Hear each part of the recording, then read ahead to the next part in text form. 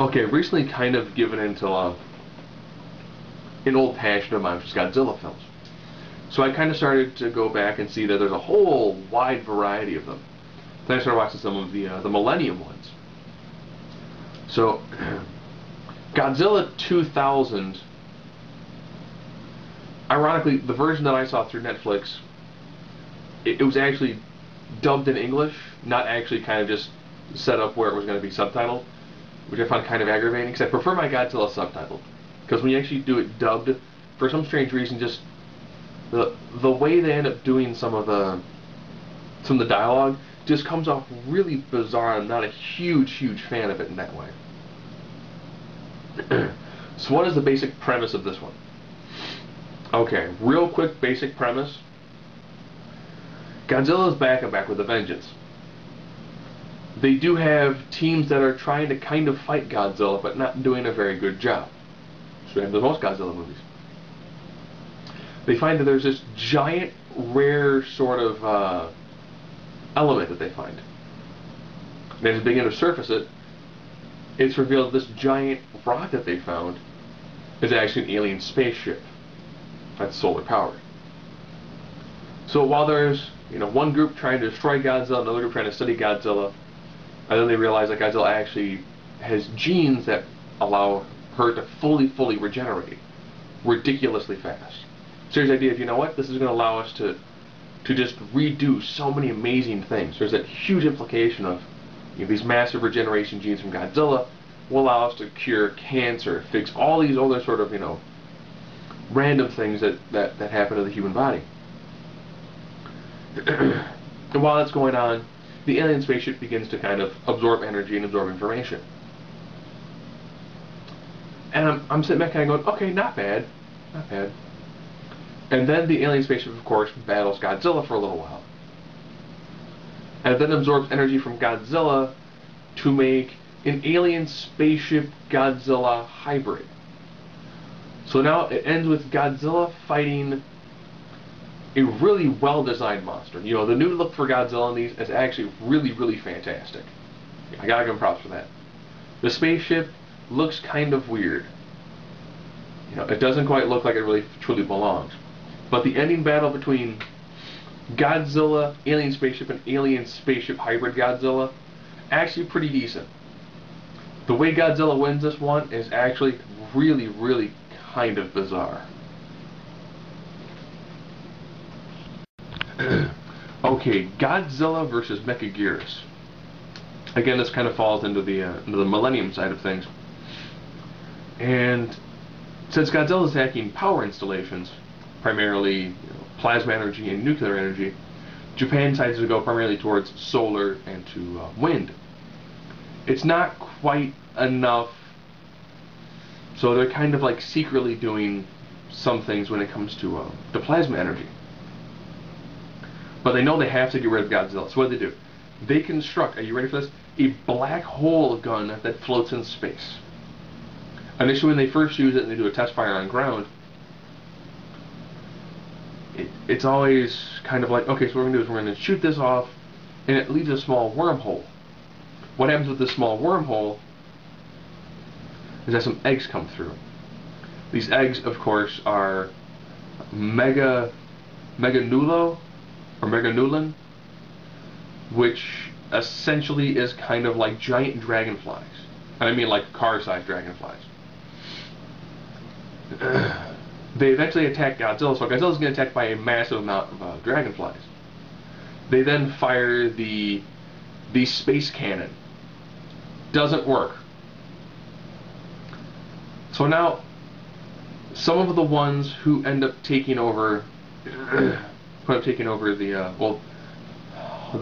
giant dragonflies who take over on Godzilla, the ones that survive go back and put all of Godzilla's energy into this giant larva, which then becomes the Mechagodzilla.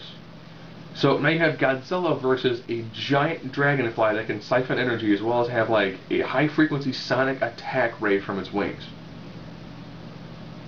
This is probably one of the more bizarre Godzilla fights. Godzilla has fought, flying creatures before in Rodan and Mothra. And this one's constantly siphoning Godzilla's energy. And of course Godzilla always wins because of what Godzilla does. But this one was probably one of the more bizarre ones. And of course they finally do get the black hole gun working. And they finally do remove Godzilla from Earth. However, if you watch until after the credits, you find out a little bit more about what actually happened. Okay, one of the things I got this year for Christmas, beyond a solar-powered negative ion toothbrush from Japan, is I got one of the USB cell batteries. Now, what makes these batteries different is you pull this little cap off and you recharge it by plugging it into a USB port. When you do that, it turns green. Actually, it lights green. And I'll be kind of honest, you can tell you on the side. Light on, charging, slow flash, 90% charge. The light turns off when it's fully charged. I do this because most things I have out for my computer are wireless, like wireless mouse, wireless keyboard.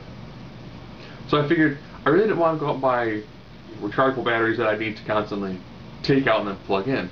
With these USBs, I actually can plug them straight in to just about any sort of USB port on my computer. So I just want to talk about these guys real quick. They come from Great Britain. So yes, most of my stuff for Christmas were batteries from Great Britain and a toothbrush from Japan. I've seen things on the internet for them. I've never actually seen one up close.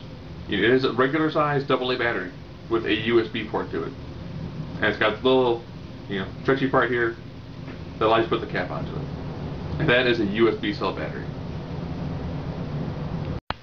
Okay, Godzilla Tokyo SOS, or if I'm reading the Japanese in the background, it's Godzilla vs. Mothra vs. Mechagodzilla Tokyo SOS.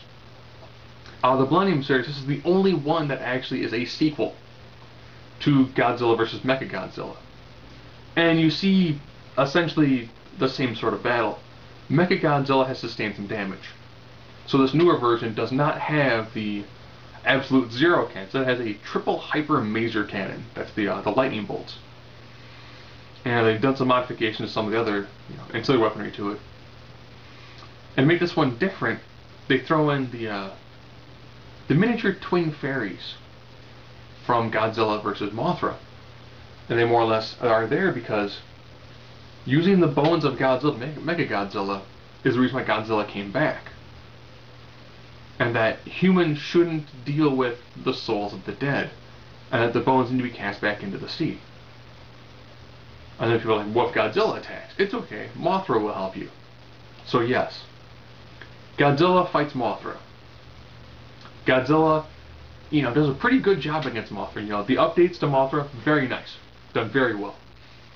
The Godzilla Mothra fight is your pretty standard one where, Mothra does lots of speed and direction-defying attacks. And eventually gets kind of wounded by Godzilla. Which therefore means they bring Mechagodzilla. So you have Mechagodzilla and Mothra fighting Godzilla. But then the Mothra egg hatches to reveal 2 additional Mothra larvae. So for a while, the fight consists of, are you ready for this? Mothra, 2 Mothra larvae, Mechagodzilla versus Godzilla. This movie probably has some of the most large fighting you're going to see. And the ending, when they're discussing about, the reason why Godzilla exists is because of the mistakes of man. And the only way the man can redeem himself from his mistakes is to learn from them, correct them, and move on. So the philosophical standpoint, actually pretty decent. All I'd probably say out of the ones I reviewed so far, this one's actually a really solid movie.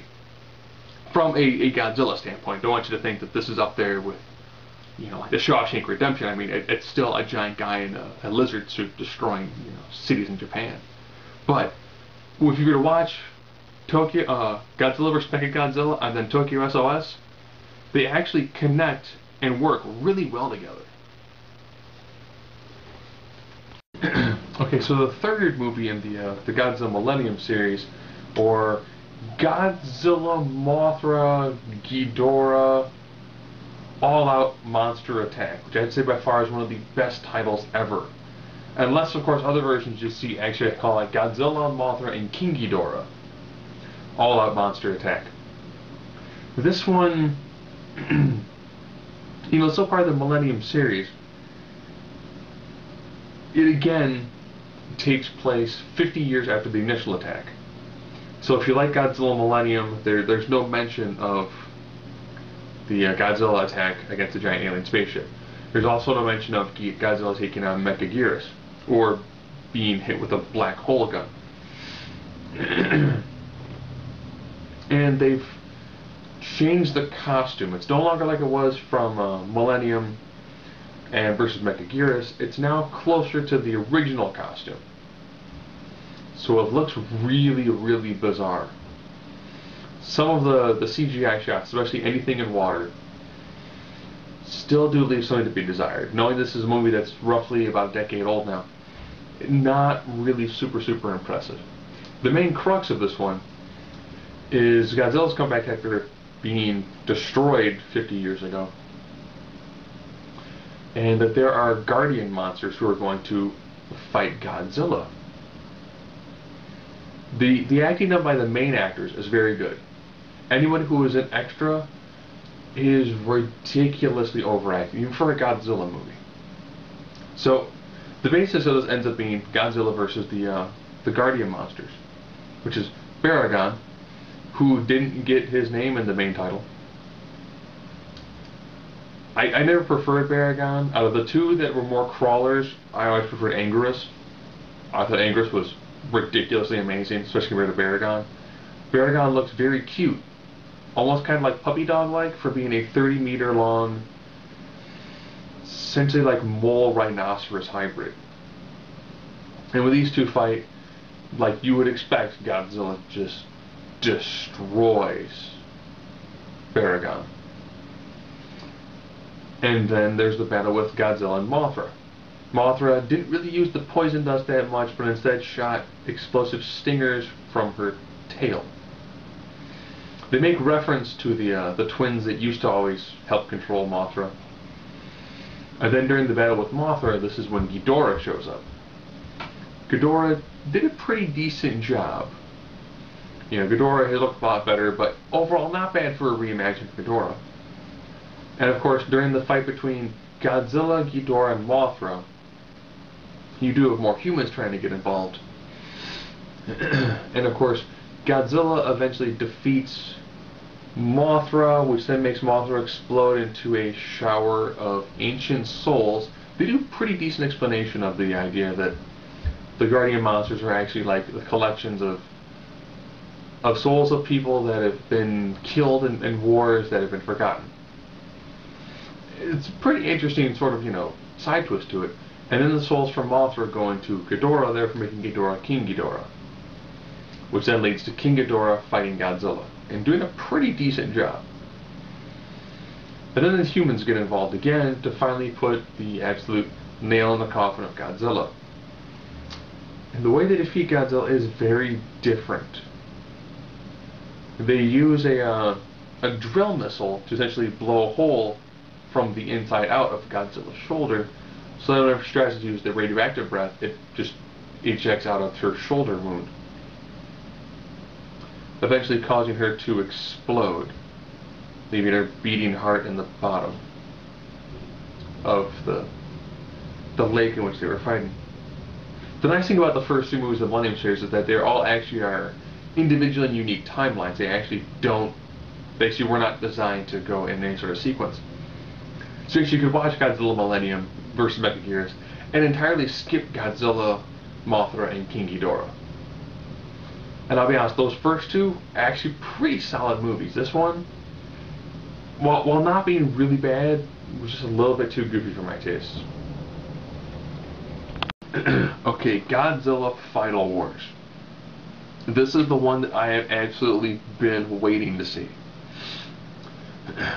Godzilla is initially kind of taken out by, I'll just call it like a space drill cannon. They've got this, you see awesome flying equipment.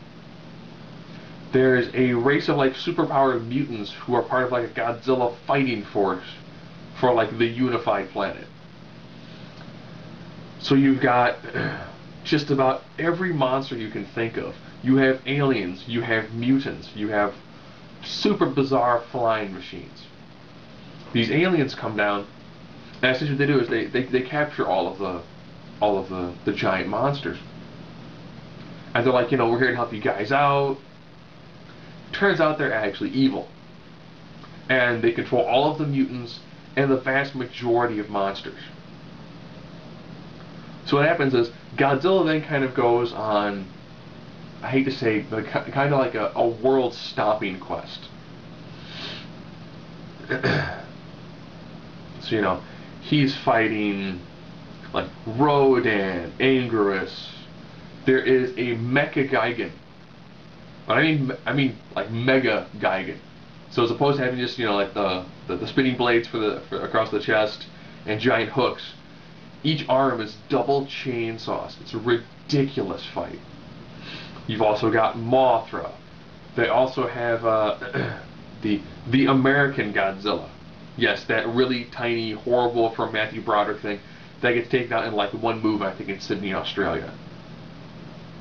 And while this is going on, some of the mutants and aliens are fighting. So you've got mutants, you've got aliens, you've got flying, giant flying spacecrafts. You've got like underwater monsters. You've giant monsters. This is Godzilla fighting virtually everything. And then the last battle is against this giant, mechanical robot. And as Godzilla defeats that giant mechanical robot, it then becomes, are you ready for this? Monster Zero or Ghidorah.